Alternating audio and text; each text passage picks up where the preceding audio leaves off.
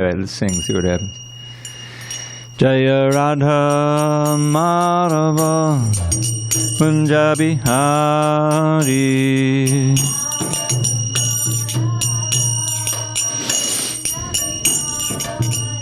Jaya Radha Madhava Kunja Bihari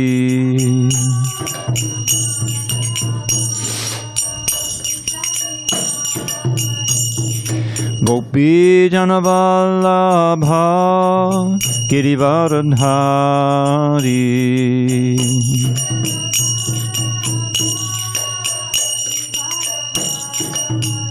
Jaya Gopi Janavallabha Girivaradhari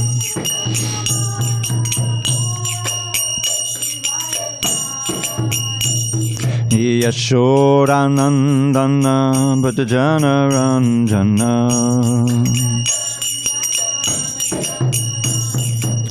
Yashodanandana Bhajana Ranjana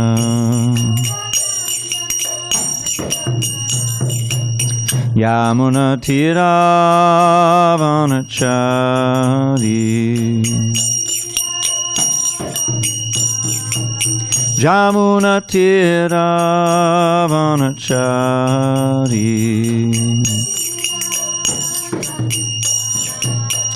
Jaya Radha Madhava Kunja Bihari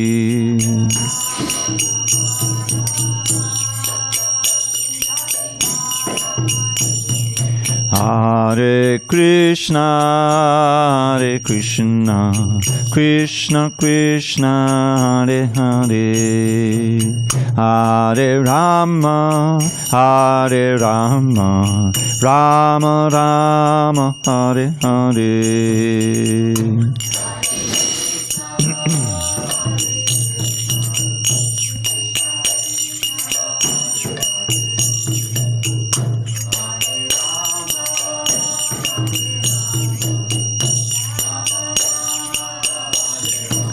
Hare Krishna, Hare Krishna, Krishna Krishna, Hare Hare, Hare Rama, Hare Rama, Rama Rama, Hare Hare.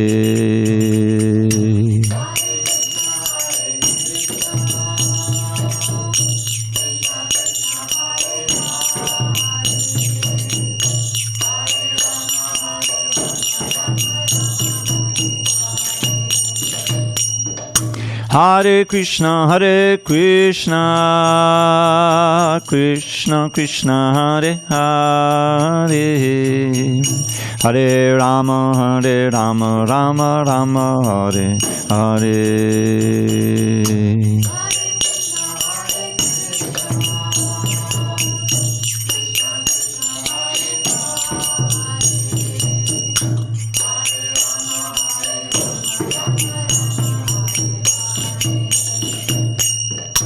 Jaya Radha Madhava Kunja Bihari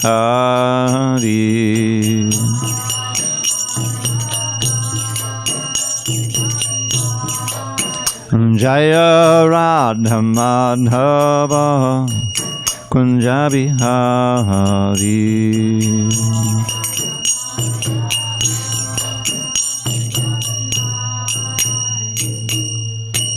Jai Om Vishnupad Paramahansa Buddhikacharya Ashtottara Shri Srimad Divine Grace Srila A.C. Bhaktivedanta Swami Prabhupada Ki Jai ISKCON BBT Founder Acharya Srila Prabhupada Ki Jai Jai Om Vishnupad Paramahansa Buddhikacharya Ashtottara Shri Srimad His Divine Grace Srila Bhakti Siddhanta Saraswati Thakur Ki Jai Srimad Bhagavad Gita Ki Jai Samaveda Bhaktivinoda Ki Jai. All glories to the assembled devotees. All glories to the assembled devotees. All glories to the assembled devotees. All glories to Shri Guru and Gauranga. All right, let me make sure we're all on the same page here. 17, text 17, page 548. I think that's it. Can anyone remember? All the way back to Wednesday.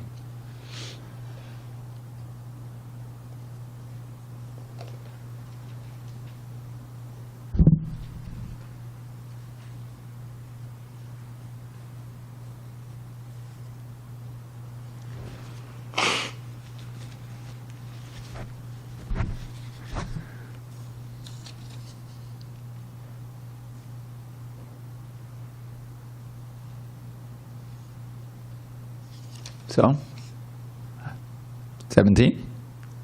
Not sure? What do you think? You don't know either. Okay, you're not hedging your bets. Anyway, let's do 17. Om Namo Bhagavate Vasudevaya. Om Namo Bhagavate Vasudevaya.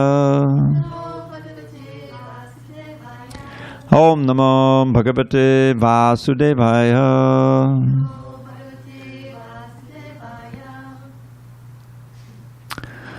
On this 13th day of March 2023 in San Diego, we're reading from Srimad Bhagavad Gita as it is, translation and commentary by His Divine Grace A.C. Bhaktivedanta Swami Prabhupada.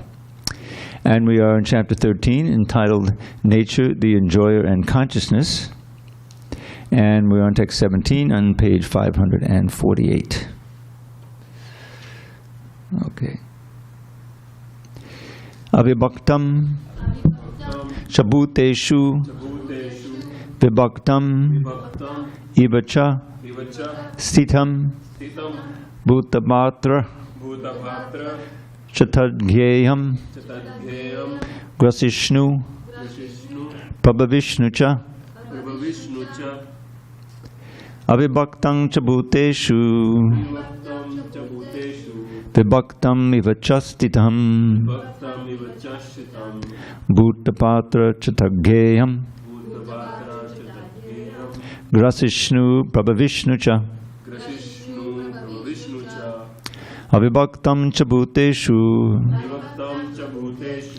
Vibhaktam iva chastitam Bhutapatra chatageyam Grasishnu Prabhavishnucha Avibhaktam cha bhuteshu Vibhaktam iva chastitam Bhutapatra chatageyam Grasishnu Prabhavishnucha. Go ahead. Avibhaktam cha bhuteshu Avibhaktam cha bhuteshu Vibhaktam iva sthitam Vibhaktam iva chastitam Bhutabhatra chatageyam Bhutabhatra chatageyam Grasishnu Prabhavishnucha Grasishnu Prabhavishnucha Avibhaktam cha bhuteshu Vibhaktam iva chastitam Bhutabhatra chatageyam Grasishnu Prabhavishnucha Avibhaktam cha bhuteshu Vibhaktam iva chastitam Bhutabhatra chatageyam Grasishnu Prabhavishnucha Avibhaktam cha bhuteshu Vibhaktam iva chastitam Bhutabhatra chatageyam Grasishnu Prabhavishnucha. Avibhaktam, without division, cha also bhuteshu, in all living beings. Vibhaktam, divided, eva, as if, cha also sthitam, situated. Bhuta bhartra, the maintainer of all living entities, cha also tat that, geyam, to be understood, grasishnu, devouring, prabhavishnu, developing, cha also. Translation. Krishna says to Arjuna, although the Supersoul appears to be divided among all beings, he is never divided. He is situated as one. Although he is the maintainer of every living entity, it is to be understood that he devours and develops all. Purport. The Lord is situated in everyone's heart as the super soul. Does this mean that he has become divided? No. Actually, he is one. The example is given of the sun. The sun at the meridian is situated in its place. But if one goes for 5,000 miles in all directions and asks, "Where is the sun?" everyone will say that it is shining on his head. In the Vedic literature, this example is given to show that although he is divided, he is situated as if divided. Although he is undivided, he is situated as if divided. Also, it is said in the Vedic literature that one Vishnu is present everywhere by his omnipotence, just as the sun appears in many places to many persons. And the Supreme Lord, although the maintainer of every living entity, devours everything at the time of annihilation. This was confirmed in the 11th chapter, when the Lord said that he had come to devour all the warriors assembled at Kurukshetra. He also mentioned that in the form of time he devours also. He is the annihilator, the killer of all. When there is creation, he develops all from their original state, and at the time of annihilation, he devours them. The Vedic hymns confirm the fact that he is the origin of all living entities and the rest of all. After creation, everything rests in his omnipotence, and after annihilation, everything again returns to rest in him. These are the confirmations of Vedic hymns. Yato vahimani bhutani jayante yena jatani jivanti yat priyant yabhisang vishanti tad brahma tad vijigyasasva. Taittiriya Upanishad 3.1.1. Om Jnana Timirandasya Jnanandana Shalakaya Chakshur Unmilitam Mena Tasmai Shri Gurave Namaha. I was born in the darkest of ignorance, but my spiritual master Srila Prabhupada opened my eyes with the torchlight of knowledge. I offer my humble obeisance unto him and to all members of Sri Parampara. So, this is the knowable. Remember, this is the last of Arjuna's questions. What is Gayam? What is knowledge? And what is the knowable or the goal of knowledge? And there's a little summary of the character and the powers of the super soul. So this idea that he appears to be divided, to just contemplate the idea, the understanding that within every heart there is a plenary expansion of Krishna known as super soul. And that super soul is actually the same living being. In other words, he knows everything about all of us. And he's supplying, Upadrashta Anumanta, we'll read that verse soon. He's overseeing everything that we're doing and permitting or forbidding. In other words, there's an intelligent control over everything, and it's not just the living beings, it's every atom. That's why it is said that Brahma creates, Shiva destroys, but Vishnu maintains, which is the most difficult of all. He's maintaining all the dead matter, as the super soul is controlling there, but more importantly for us, he's also within all of us, giving everybody the intelligence and every living entity intelligence to do what they're doing, according to all their karma, which he knows, that's also there. So it's quite a mind-blowing concept, the super soul, but that's what Krishna is. He's amazing, and this is just his expansion for maintenance and also for instructing us. Now, how do we relate to the super soul? Because most people don't think they have a super soul. Many people don't even know that they have a soul, what to speak of super soul. But the soul and the super soul are very closely related. And the living entity, as we learned, this is the Chaitra and the Chaitra-gya. So actually Krishna says, but I'm also the Chaitra-gya in every body. So he knows our field of activities much better than we do. And the old analogy of the two birds in the tree, it's in the Upanishad, but it's also there in the Bhagavatam, in 11th canto. That the body is like a tree, right? In one sense, it's an organism, and it's being sustained by taking in air, taking in food, and doing all these different things. And we, as a soul, are in that tree, and in our general state of conditioned life, we're completely ignorant of the other bird, the observing bird, the supersoul. And we're simply trying to enjoy the fruits of the tree, namely different varieties of sense gratification, gross and subtle. That's what it means to be a living entity. And it's different states of awareness according to what species we are inhabiting, what the nature of that tree is, right? Body. A bird is in a different state of consciousness than a human being. And the difference, of course, is in the intelligence. The birds are also, eating, sleeping, mating, defending. And as organisms, we have to do the same thing. We're doing the same thing in many cases. But the human form of life is a special gift, a special opportunity to fulfill our mission and regain our original nature, which is purely spiritual. Now we're identifying with this tree and trying to elicit or squeeze as much pleasure out of it as we can, you see.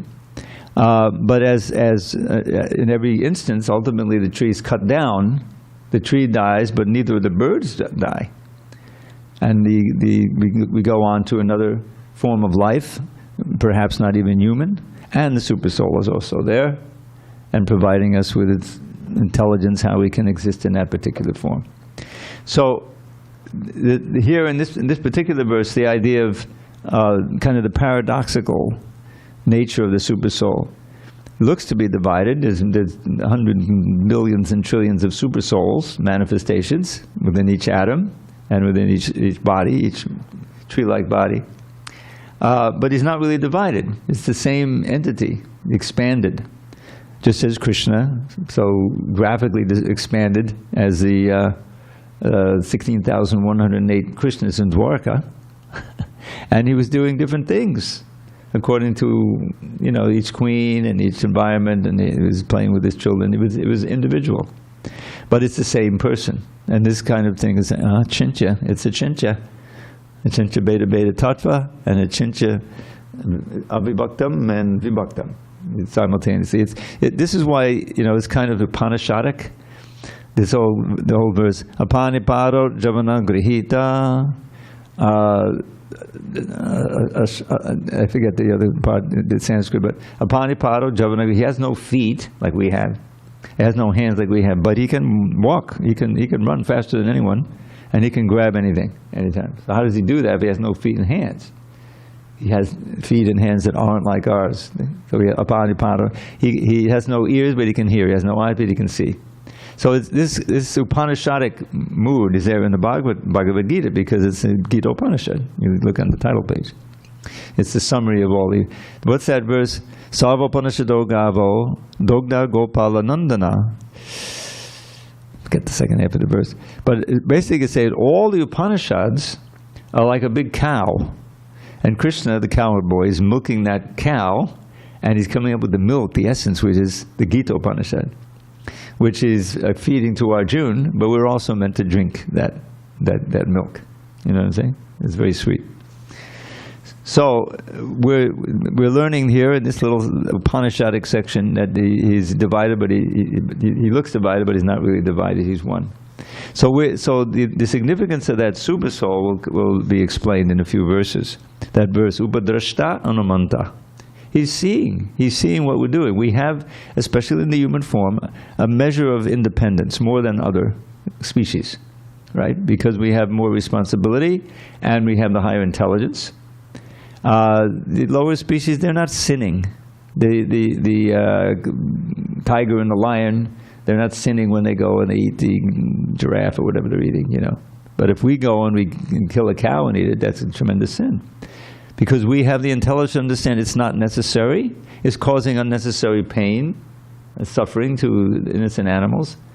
Even though we may create some idea that this has no soul, but you can see if you're close enough to it, it's horrible, it's suffering. So therefore we have greater responsibility, but we also have greater opportunity. We can actually inquire into the absolute truth, we can learn the Bhagavad Gita, and we can practice the sadhana by which it becomes vijnana instead of just jnana. We actually realize this And we realize, yes, I'm a pure spirit. I'm not going to waste this precious human life simply in flickering maya sukhaya, illusory sense pleasure. Which, as Prabhupada immortally said in the Bhagavad Gita, the happiness you get from sense gratification is your worst enemy. It's your worst enemy. It covers your knowledge, and it gives you the idea that you can enjoy in this world. And you can, a little bit, but at the cost of tremendous suffering and a tragic waste of time. When human life is meant for tapasya. What's that famous verse? We should all know this one.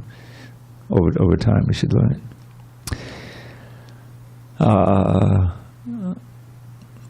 Let's start. One from Rishabdev, you know it? Nayam deho deha bhajan niloke kashtan kaman adate vidbhajange tapo divyam putraka yena sattvam shuddye yasma brahmasaukyam tanantam. Na, it starts out with not. This word is not. Nayam deho deha bhajan niloke.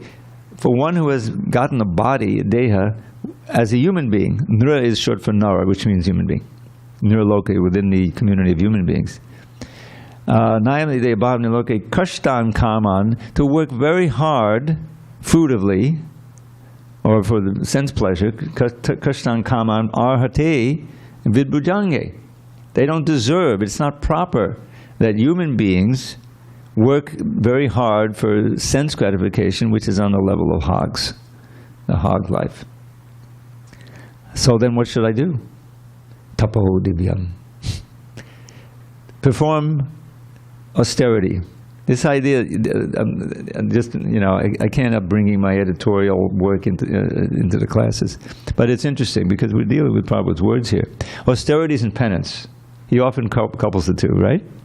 But penance has within it a certain moral aspect.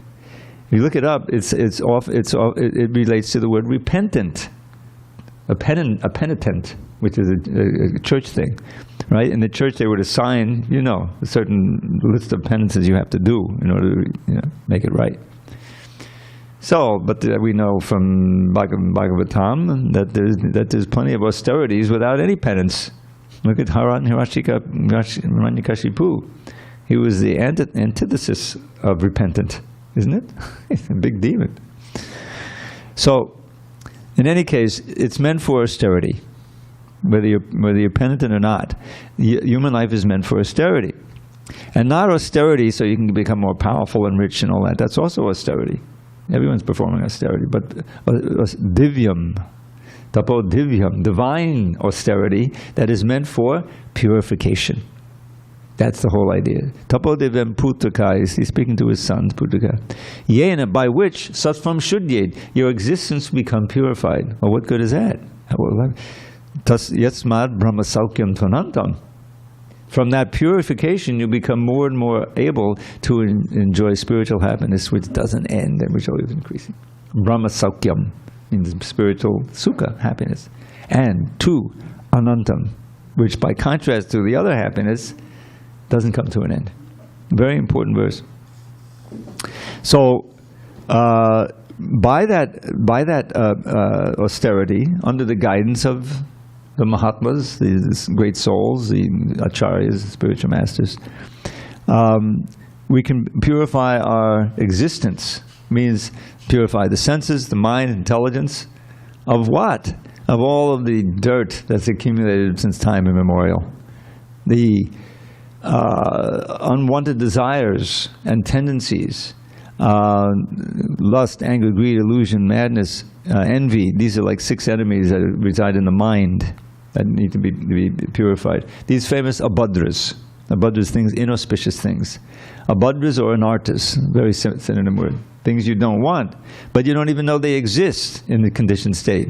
That is controlling your existence and entangling you more and more into material world. So we get the information from books like Bhagavad Gita, and we should remember the teachings of Lord Chaitanya to Sanatana Goswami, that the super soul, to the conditioned soul, the super soul is inaccessible.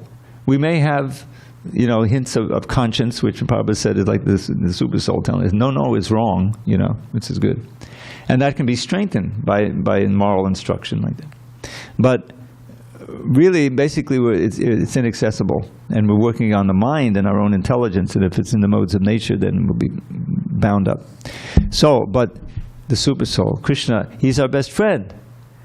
He wants us to come out of this, right? Surit, what is that verse? Bhoktaram yagitapasang sarvaloka maheshwadam suridam sarvabhutanam gyatva mam shantam richati. Prabhupada's famous peace formula, Krishna's peace formula that he probably dubbed the peace formula. So one who understands that Krishna is the ultimate enjoyer of all sacrifices and everything, of sacrifices on tapasa, austerities. Sarvaloka maheshwadam, the controller and master of all the planets, everything. Sarvaloka maheshwadam. But, and here's the thing that's so important, suridam sarvabhutanam. He is the best well-wishing friend of every living entity. And he's the one who, after all, teaches Brahma, who teaches Narada, who then spreads the whole teaching of bhakti within this world, right? So, he's on our side. He's trying to help us. And so he comes externally, because we can't hear him in the heart yet. He comes externally as the Shastra and as the spiritual master, delivering the Shastra. And that when we're intelligent enough to take advantage of that, then our life becomes auspicious. And that's what we're doing, this small group here and another small group online. Maybe it's a big group. I don't know. Maybe it's 12. That's big for me. Anyway, welcome. Thank you for attending. Anyway, so this is what he's describing this. He develops, I mean, he is, after all, the source of Shiva and Brahma, so he's also developing everything that they do and destroying everything ultimately. So it's all in Krishna's hands. But the very manifestation of this world gives us a chance to get out of it. In other words, we're invited. Here's the way out of the prison house. You know? Door's not open yet, but if you develop your consciousness, then the door will open and you won't have to come back. So we'll go on. If there's no discussion or questions, we'll go on to the next verse. Prabhu, I have a question. Please. Prabhu, you said the super soul is staying in everyone's bodies, and then if someone is committing sin, does it mean the super soul is allowing him to committing the sin? Is allowing him, you say? Yes. Yes, definitely. Yes, that otherwise there's no free will. We are not responsible for our sinful activity. There has to be that ability, because if there's no choice, then there's no love. That's the whole idea. Is that as human beings, we have the choice and therefore the responsibility. Because if we allow ourselves to become controlled by the lower modes and to get evil influence, then we can become criminals and be harmful to other human beings and others in general. Just like this society that we live in, there's so much ignorance. There's nothing but ignorance practically.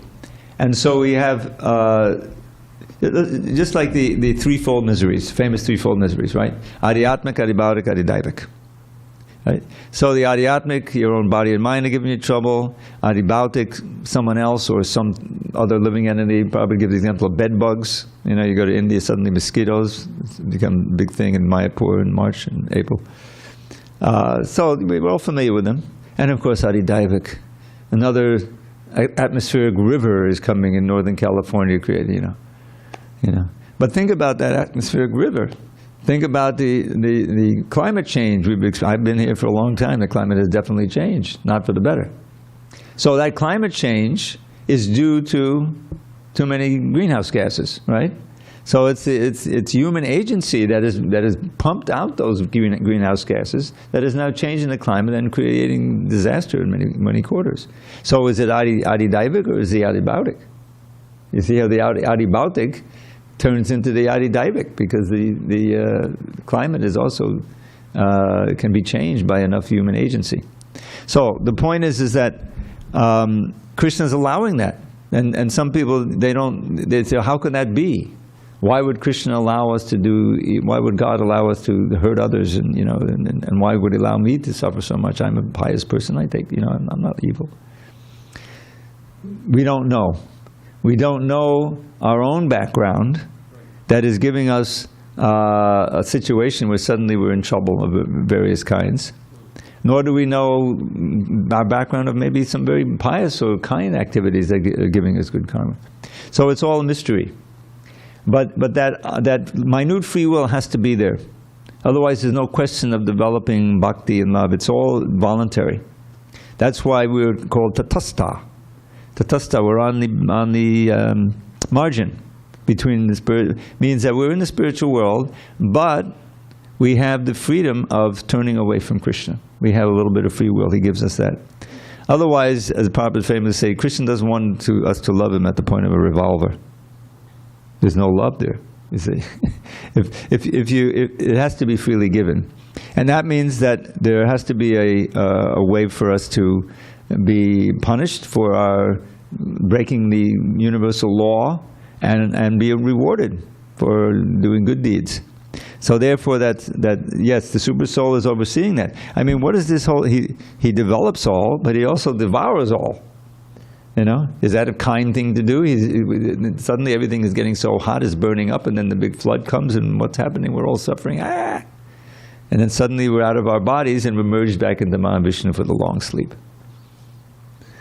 Is that evil? You know, no, that's just the way it is. So if we know that, we should try to go back to Godhead before the next dissolution. Even before our own dissolution, or certainly before the dissolution of the universe. Does that kind of cover it, Tapas? Yes, Prabhu. Thank you for your mercy. Hare Krishna. Wonderful class. Hare Krishna. Arjun. Just here, quick. So where is just a curiosity I have, where is the soul situated? Also in the heart? Because you said the super soul.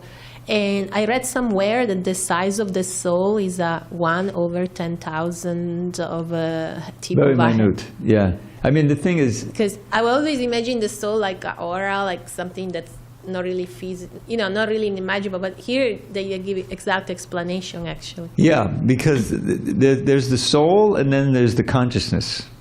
In other words, the soul is not literally the consciousness. It's the conscious entity, living entity. So we're minute, although the super soul is said to be a little, bigger, the size of your thumb, proportionately, whatever. But what you're thinking about the aura, that's more like the mind. The mind, the mind can leave the body temporarily and come back in. The famous near-death experiences that they've heard. In fact, there's an incredible thing. I was reading dandavats.com. Do you know about that site? Dandavats.com. Maybe you can give it to her after. It's a very nice site. There's a lot of wonderful articles and kirtans and all kinds of good stuff in there. And there's Sachinandan Swami, who is a famous Swami in our movement, German origin, and he was giving us like a Zoom class, and he was talking about his own near-death experience. He had a serious disease. He was in the hospital. They did an operation. The pain was excruciating, and suddenly he was out of his body. And he'd be relating how he's watched. And he told the doctors later on, classic, he's describing what was being done. Although he was under, anesthesis. So he was explaining, and the people on the Zoom, he was basically introducing the first lesson one, lesson A of the ABCs, which that you're not the body. You're separate from the body. You have a body. You're a soul with a body. So that's who we are, but to really know what our function is and how we can improve our situation, we have to understand the Supreme Soul. And that's why it's always, Krishna and the soul. It's Krishna and the soul. And here the individual soul and the super soul are being explained differently. And we're almost ready to get to my favorite verse, which is 21, is it? 22. I don't know if we'll get there tonight. We'll definitely get there this week. And that's all about how our whole destiny is tied up with how we associate the Sangha. I've told Balaram, next time I get a Sunday class, if I ever do that again once a month, maybe they give me, I'm going to do the class on Shreyas, Preyas, and Sangha. Shreyas is the ultimate good, prayas is immediate good, sense gratification, and Sangha is what determines our destiny. How we associate with this material world, how we associate with other human beings, what we hear, what we read, all of this, the Sangha. And that's, maybe I'll get into the Sadhu Sangashtaka, because that's who you associate with. That's the key. Yes, yeah. Okay, we have, well, you keep that over there, you run over and get that one. All right. Yeah. Because you never know, it may be another question.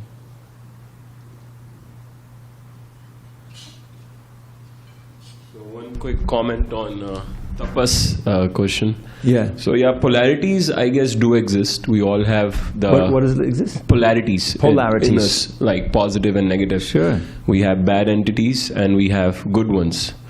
So like people who do bad things, because their bad entities in their body they overpower the good ones, right? So I guess the whole point of taking Krishna's and Ram name is we raise up the good entities in our body, the good side, and we diminish the bad one. I think that's what happens when we take We the don't names of usually Supreme. describe them as entities. Entities we usually reserve for living entities. Yeah. Yeah. There are all kinds of influences, and the summary of it all is in the three modes of nature.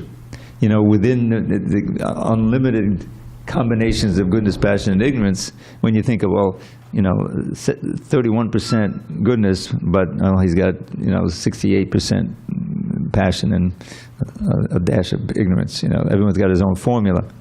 So if it's just like, if you're not aware of what that is, then you can easily allow yourself to be influenced by the modes of passion and ignorance because you don't know.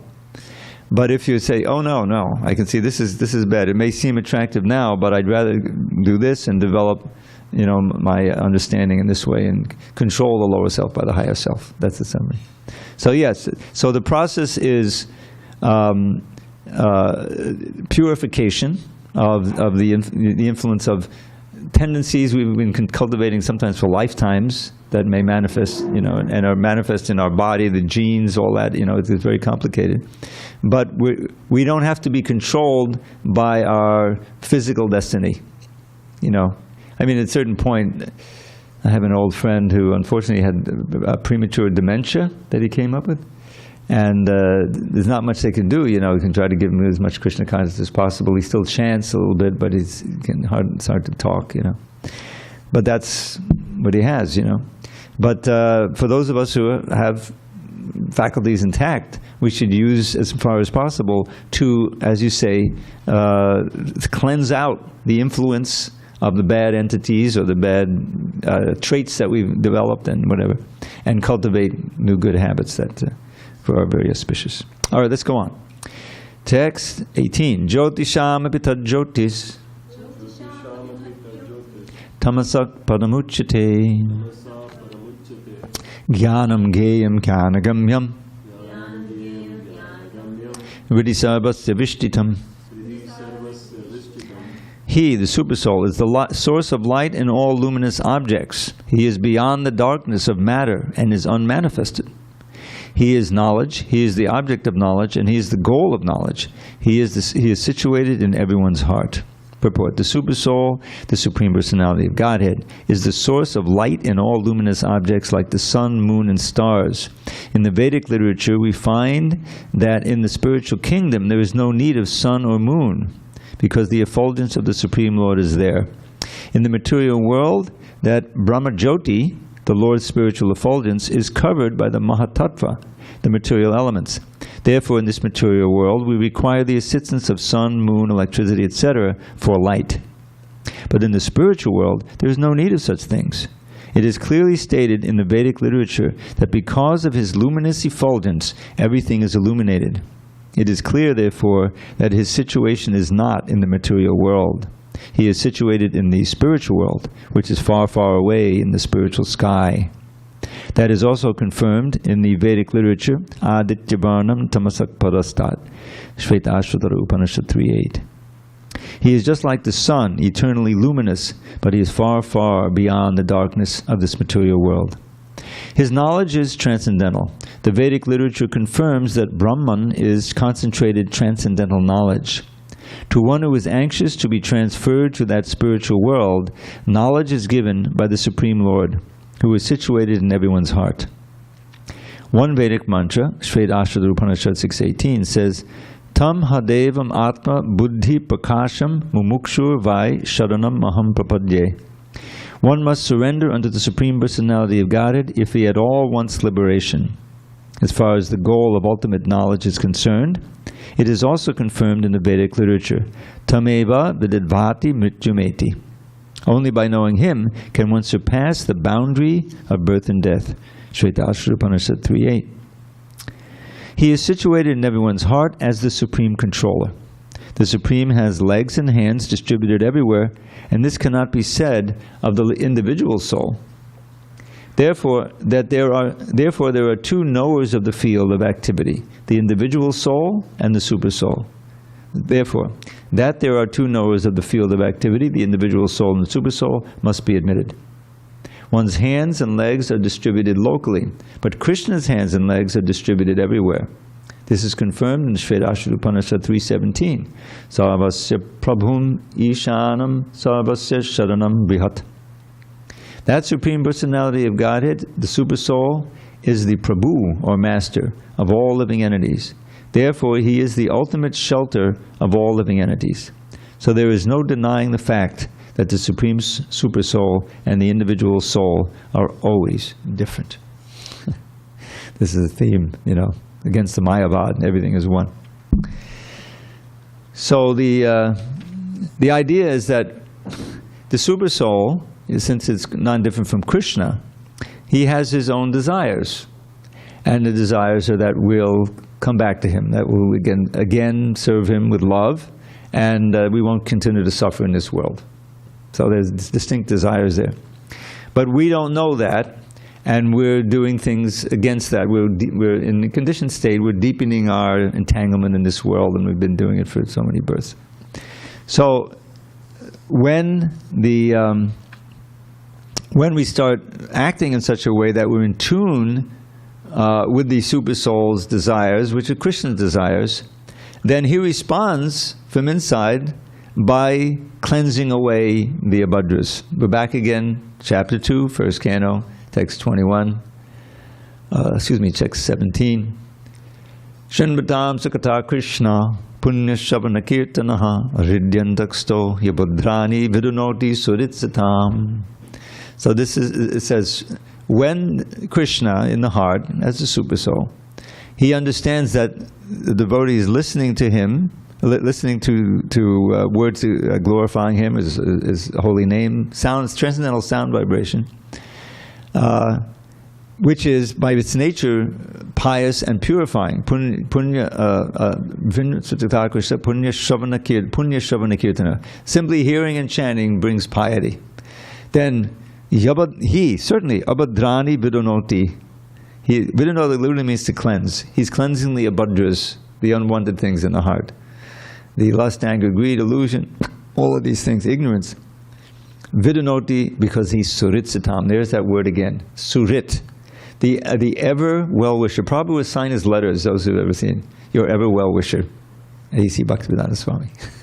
He wouldn't write Prabhupada, he wouldn't write His Divine Grace, or Srila, just A.C. Bhaktivedanta. So that ever well-wisher, how is that manifested? So it's manifested most clearly in Prabhupada's sacrifice, courage, in giving us this knowledge and giving us his association, giving us the holy name. Why? So we can be blessed. We can finally get out of this puzzle we've been in for who knows how many millions of births, and begin our path back to Godhead. I mean, he always very optimistically he said, yes, and you'll go back home, back to Godhead.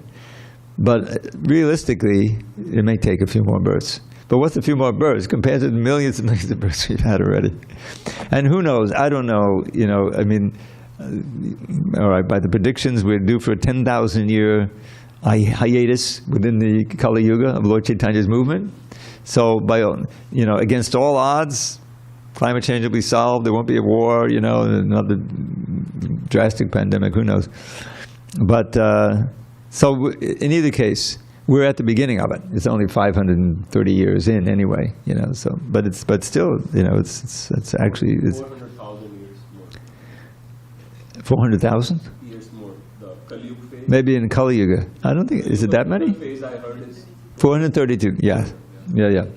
But I'm just talking about the 10,000-year ascendancy of Lord Chaitanya's movement. That's, you know. What he said. What's going to happen? 10,000 years. Sankirtan's going to spread. Everyone's going to be chanting and dancing.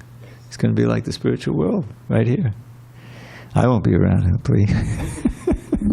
Maybe my next birth. But so this is the, what is it?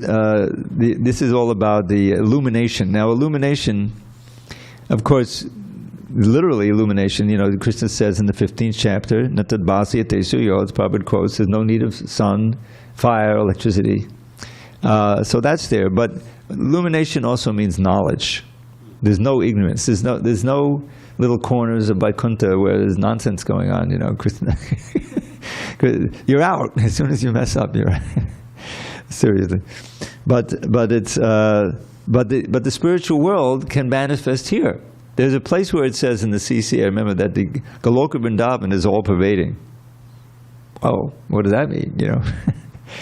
Well, it means that yes, it can be, you know, in Vrindavan or in a temple, if everything is really just for the purpose of Krishna, everyone's serving very nicely. Then you feel it's an oasis, a spiritual oasis, a place where you can go and make advancement in Krishna consciousness, and Krishna's there, you know. So that's the super soul is all pervasive, and the spiritual world is all pervasive. But of course, it's not manifest to us. Manifest means visible. But it can become manifest if we get the eyes to see it. And so that's what's described. I won't go through all these verses again, which I do every night practically. But he's, okay, it's going to be time. Is that since the super soul is all pervasive, Krishna is all pervasive, he can be anywhere at any place. And if we purify our consciousness through the process of chanting, hearing, and doing what we're doing, then we can feel his presence more and more in our lives and the direction, and we'll be more and more inspired to do what we know we should do for our own best interest, which is to dovetail our desires with his and to take pleasure in his pleasure. And the most practical thing is, yes, you know, if you follow the principles of chant Hare Krishna and try to give Krishna to others, try to you know, not, and others doesn't mean just outsiders, but also insiders.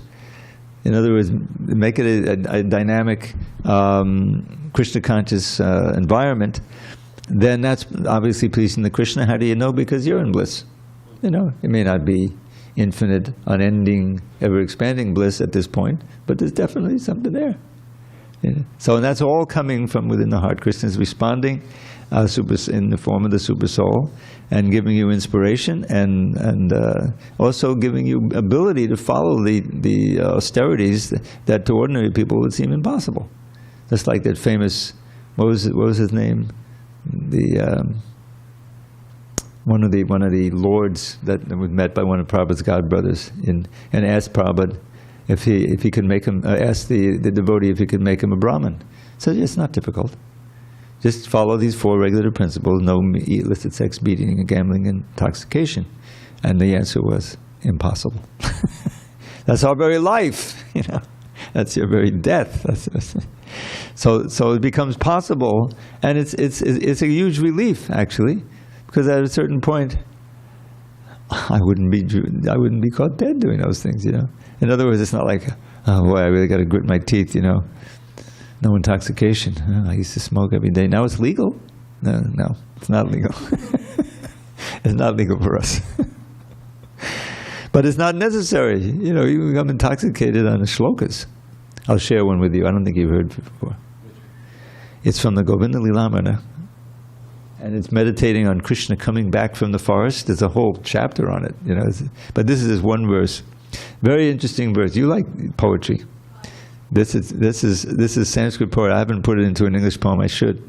But it rhymes at the beginning and the end of each line. That's not so easy.